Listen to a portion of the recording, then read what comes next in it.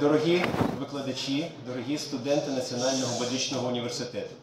Сьогодні ініціативна група наших студентів, викладачів, яким набридло боятися цього мікро-Януковича при владі в Національному медичному університеті, зібралася і взяла під свій контроль ректорат Національного медичного університету.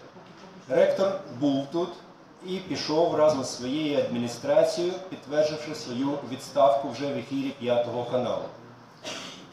По контроль за будівлею, за кабінетом ректора він під розписку передав нашій ініціативній групі. У зв'язку з цим завтра ваші заняття в університеті відміняються. Звичайно, це вільний день, а заняття з гідності буде проведено під ректоратом Національного медичного університету. Віднині це ваш університет, за який ми маємо нести відповідальність.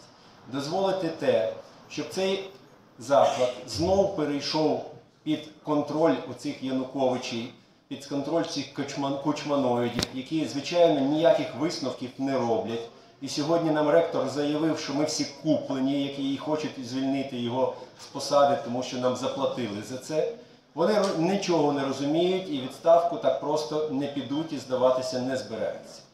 Від нас залежить, наскільки ефективною буде українська революція. Нам треба зробити все, щоб ми не програли так само, як ми програли у 2004-2005 році, коли ми розслабилися і вони знов-таки залишилися при владі. Вони поцілували знову знамена і знов-таки після репресій 2004 року, які чинилися по відношенню до студентів, я прекрасно пам'ятаю засідання вченої ради, там, де перший слайд в ректорській доповіді був наші студенти на Помаранчевому майдані. Більшого ліцемірства витримати неможливо. Зараз він готовий зробити те саме.